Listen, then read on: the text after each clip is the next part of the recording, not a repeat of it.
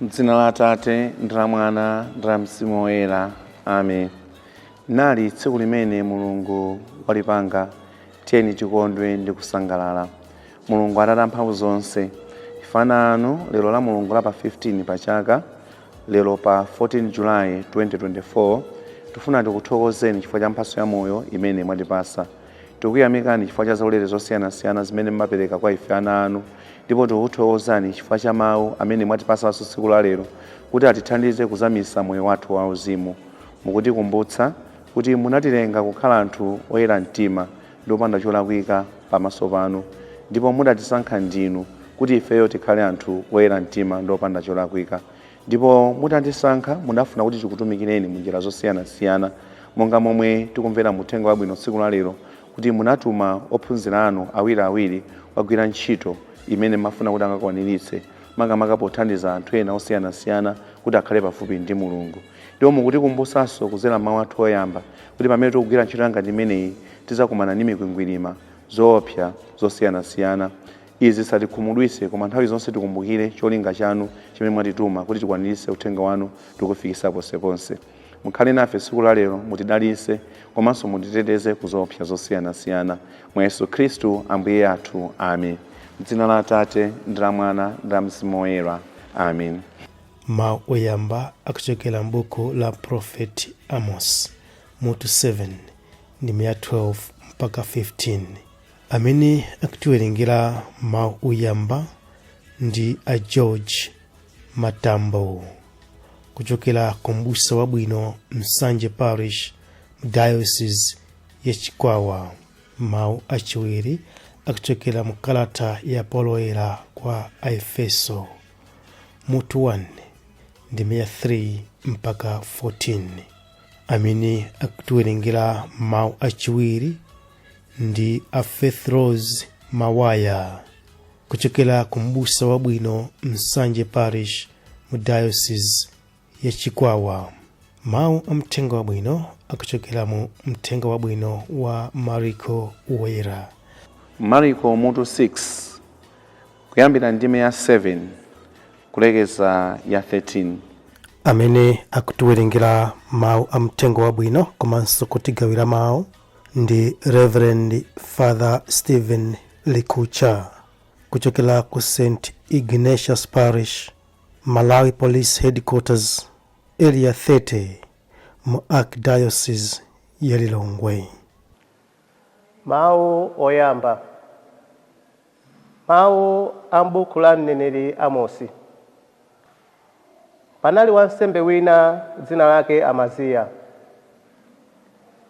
Adausa Amosi kuti, iwe choka kuno, thawira ku dziko la Yuda, uzikalosa kumeneko, ndipo anthu akumeneko azikakudyetsa. Koma usakalosenso ku Betele, poti kumeneko ndi malo opatulika a mfumu, ndiponso nyumba ya Mulungu ya m'dziko lino. Amosi adayankha Amaziya kuti, ine sine mneneri konse, kapenanso wamgulu la aneneri. Inetu ndine woweta nkhosa, ndipo wolima mkuyu. Chauta adachita kunditenga, kundiletsa ntchito yanga yoweta nkhosa, nandiwuza kuti, pita ukalalikire anthu anga a Israeli. Mawu a Ambuye. Tithokoze Mulungu. Mawu achiwiri. Tisiyamika Mulungu masiku onse polingalira za mphatso imene adatinikha mwa mwana wake Yesu Khristu. Komanso tiziziwisa anthu zokomazo kuti iwonso alandire madalitso omwewo. Mawu a mkalata ya Paulo Woyera kwa Efeso.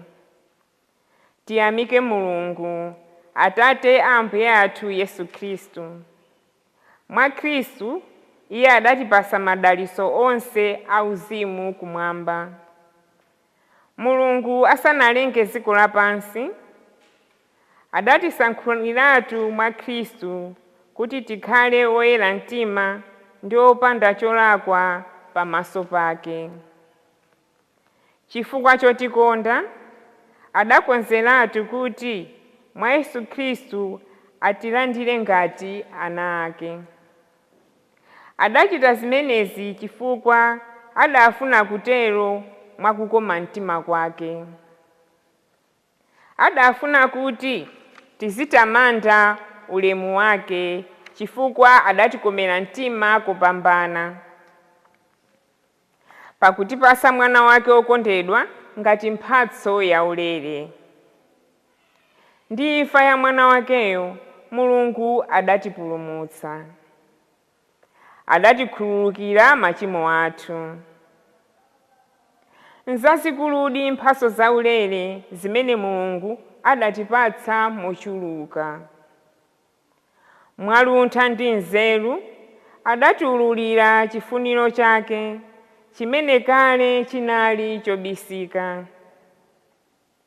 Zimene adati achite mwakukoma mtima kwake ndi zomwe iye mwini adakonzeratu kale.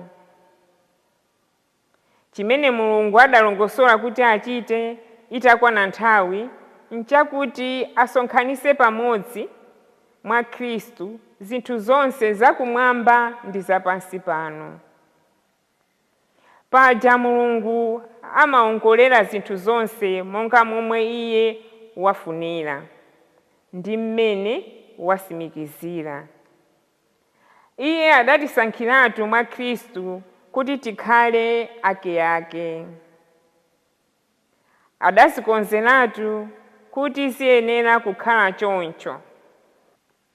Adafuna kuti ife amene tinali oyamba kuyembekeza Khristu tilemekeze ulemerero wake. Mwa Khristu inunso mutamva mawu woona amene ali uthenga wabwino okupulumutsani mudawukhulupirira.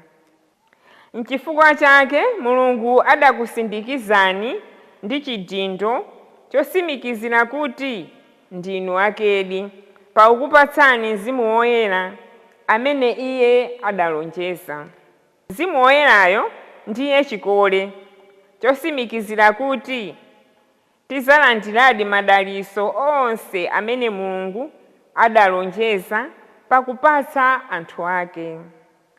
Ndipo kuti Mulungu azapulumutsa kwathunthu anthu amene adawawombola kuti akhale ake enieni.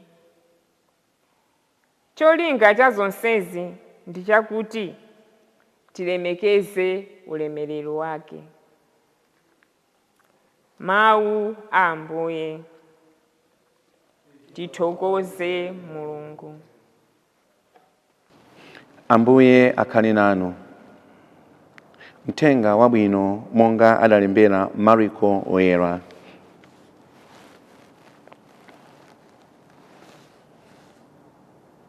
Mariko mutu 6 kuyambira ndime ya 7 kulekeza ya 13. Pa nthawi yomweyo Yesu adayitana ophunzira ake 12 aja nawatuma awiriawiri. Adawapasa mphamvu zotulutsira mizimu yoyipitsa anthu. Adawalamula kuti musatenge kanthu kena kalikonse pa ulendo koma ndodo yokha. Musatenge kamba kapena thumba la pa ulendo kapena ndalama mchikwama. Nsapato muvale inde koma musakhale ndi mikanjo iwiri. Adawawuzanso kuti mukafika pamuzi muzikhala nawo ku nyumba kumene mudafikirako mpaka itakwana nthawi yoti muchoke kumudziko. Ngati kumudzi kwina anthu sakulandirani nakana kumva mawu anu, pochoka musase fumbi ku mapazi kwanu. Chimenechi chizakhala chizindikiro choti apalamula. Ophunzira aja adapitadi namakalalikira anthu kuti atembenuke mtima. Ankatulutsa mizimu yoyipa yochuluka ndiponso ankadzoza mafuta anthu odwala ambiri nkuwachiritsa. Uthenga wa Ambuye.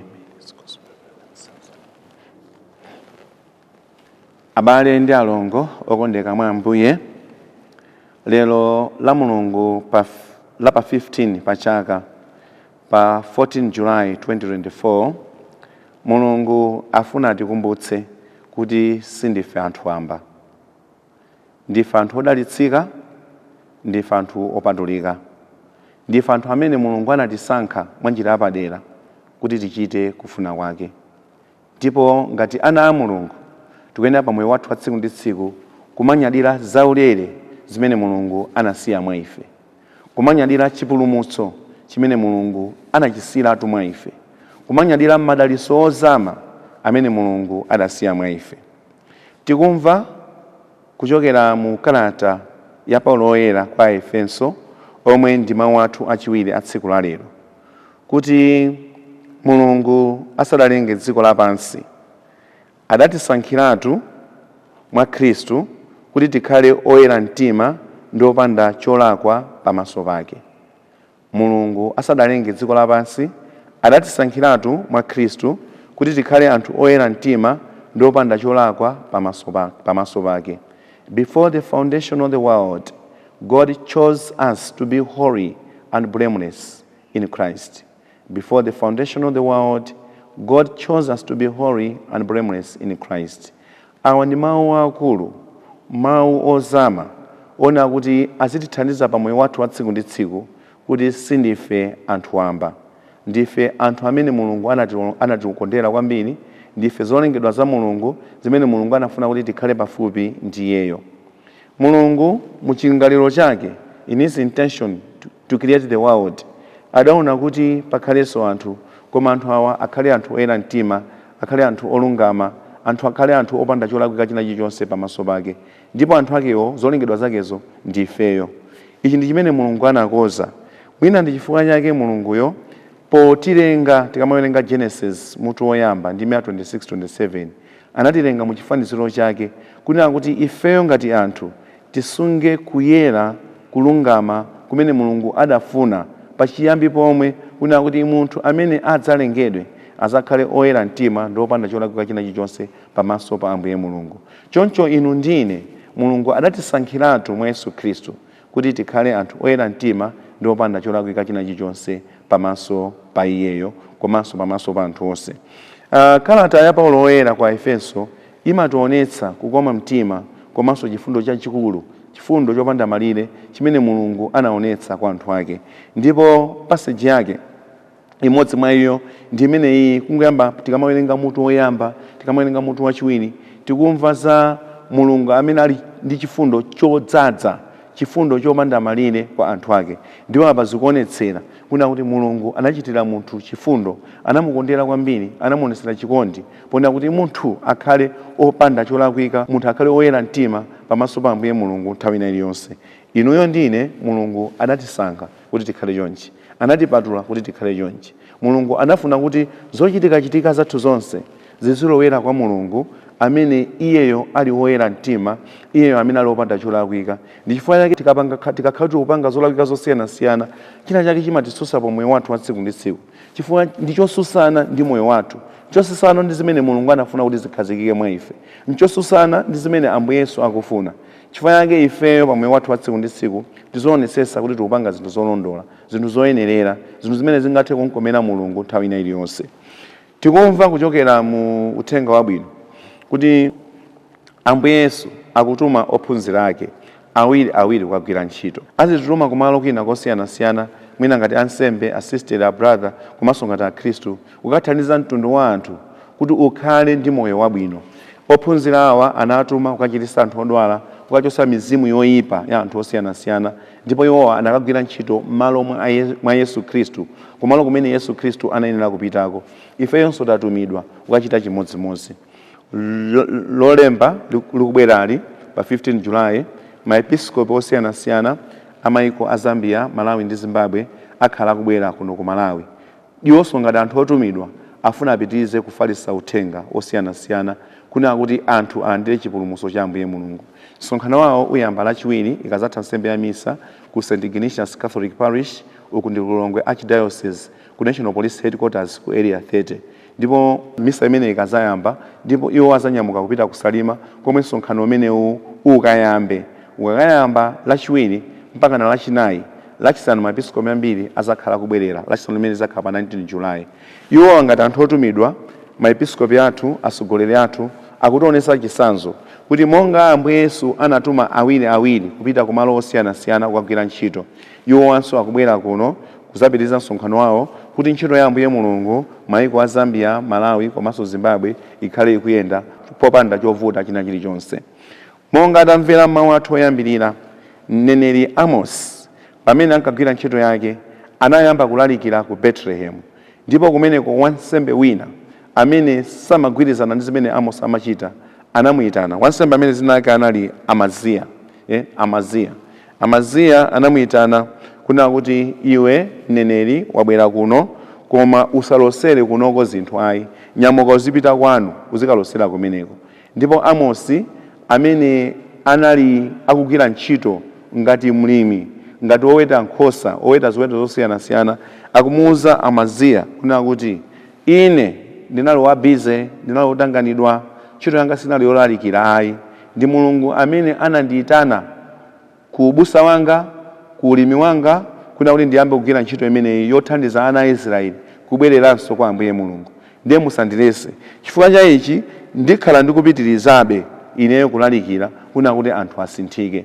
Chimene tifuna tinene apa ndichonena kuti pamene Mulungu watituma, Mulungu amene anakonza kuna kuti ife tikhala anthu oyera mtima ndopanda cholakwika china chilichonse, pamene Mulungu watituma tikamagwira ntchito yathu tikumana ndi mikwingwirima yosiyanasiyana, mavuto osiyanasiyana. Anthu ena safuna kulandira uthenga umene Mulungu afuna kuti tiwafikisire pa moyo wa tsiku ndi tsiku. Ife tikumbukire kuti sitikupanga za anthu, tikupanga za Mulungu. Sitifuna kukondweretsa anthu, tifuna kukondweretsa Mulungu. Chifukwa kuti tikupanga za Mulungu ndipo tifuna kukondweretsa Mulungu, wina aliyense asayimise uthenga wa Mulungu. Ife tipitirizebe tilime mtima. Popeza dzulo muthenga wabwino Ambuye Yesu anatipanga assure kuna kuti muchina chilichonse chimene ife tikuchita azakhala nafe. Tikamawerenga makamaka mutu wosirizira wa uthenga wabwino wa Mateyo, Ambuye Yesu akunena chimvekere kuna kuti Mulungu azakhala nafe mpaka na kumathero a dziko lapansi. I shall be with you to the end of the world. Kuna kuti ife tisakhale anthu amantha, tisaope, because God is with us all the time.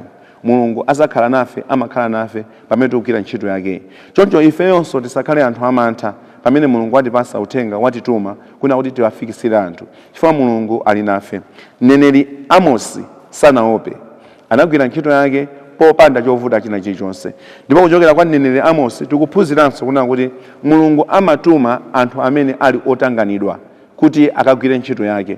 Nthawi zina timapereka ma excuse ona kuti ndili busy kumphakatiko udindo sinditenga, kuchechiko udindo sinditenga, kupalishiko udindo sinditenga, ndine munthu wotanganidwa, akakudausa udindo sinditenga, ndine munthu wotanganidwa. God chooses the busy people. Mungani muyang'ane Mose anali munthu wa busy, ankaweta ziweto zosiyanasiyana. Mumuyang'ane Petro anali wa busy, ankapha nsomba, anali msozi, ankapha nsomba zosiyanasiyana. Koma Ambuye Mulungu anayitana anthu angati amene wawa kuti akagwire ntchito yake, ndipo anthu angati amene wawa anasiya zonse ndi kuyamba kutsatira Mulungu. Tikatenganso Mateyo okhomesa msonkho, anali busy, koma Ambuye Yesu anamusankha munthu wa busy wangati amene okhomesa msonkho, anali ndi anthu ake amene amakatolera misonkho madera osiyanasiyana kuti akhale mmodzi mwa ophunzira ake, ndipo iye anavomera. Nanji inuyo, nanji ineyo, tonsefe ndife anthu a busy. Mulungu sangasankhe anthu aulesi kuti amutumikire, anthu aulesi kuti asankhidwe ndiye kuti ntchito sikayenda. Mulungu amafuna anthu amene ali busy, those who are very much busy, very much engaged, kuti within their busy schedule they should also allocate some time for God, so that zinthu za Mulungu zithe kuyenda bwinobwino. Choncho Amosi akutiphunzitsanso chinthu china tsiku la lero, kuna kuti ngati anthu amene timakhala otanganidwa kawirikawiri tisalephere kuvomera ntchito ya Ambuye Mulungu, chifukwa ndife anthu otanganidwa. Mulungu amafuna anthu otanganidwawo kuti kutanganidwa kwawoko apereke nthawi ina ya Mulungu, kuti zinthu za Mulungu komanso ntchito ya Mulungu iyende bwinobwino. Choncho tisakhale ni mantha, tisakhale anthu oopa, tisakhale anthu opereka lame excuses before God, kuna kuti ndife anthu abize ayi, chifukwa Mulungu akufuna inuyo abize, afuna ineyo abize kuti tigwire ntchito yake, ndipo zinthu zimene Mulungu afuna kuti tizikwaniritsezo tizikwaniritse mosavuta. Lero la Mulungu apa 15 pa chaka pa 14 July 2024 Mulungu watikumbutsa kuna kuti watiyitana kuti tigwire ntchito yake, ndipo tikumbukire kuti ali nafe, ndipo Mulunguyo amene amakhala nafe azatiteteza. Tisakhale anthu amantha, tisakhale anthu oopa. ndipo tikumbukire kuti pamene Mulungu watituma kogwira ntchitoko tikakumana ndi zokhoma zosiyanasiyana, masautso osiyanasiyana, mikwingwirima osiyanasiyana.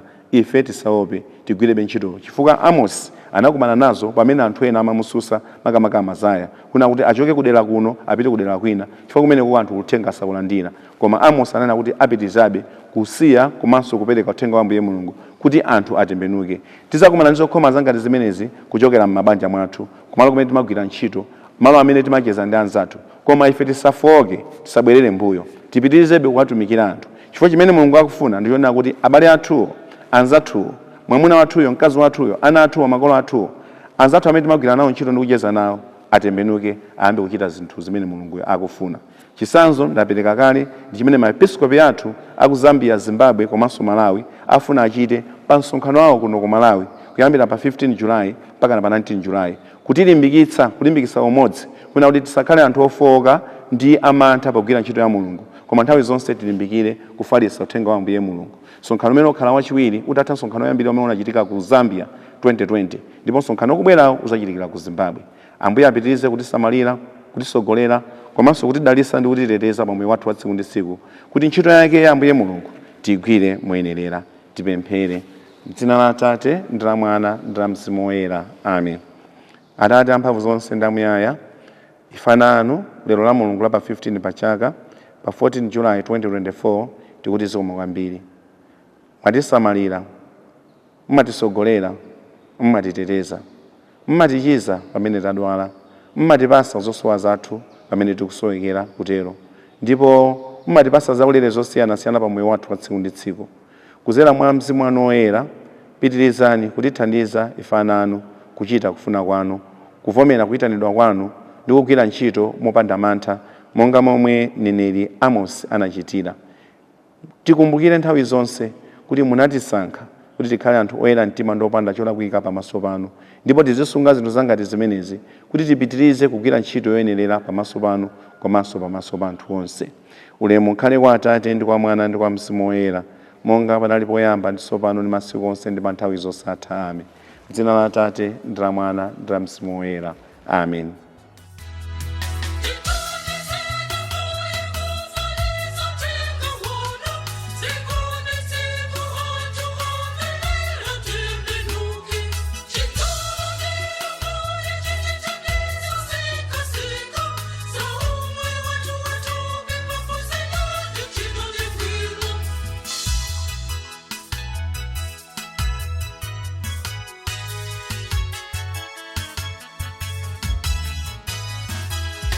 Jingle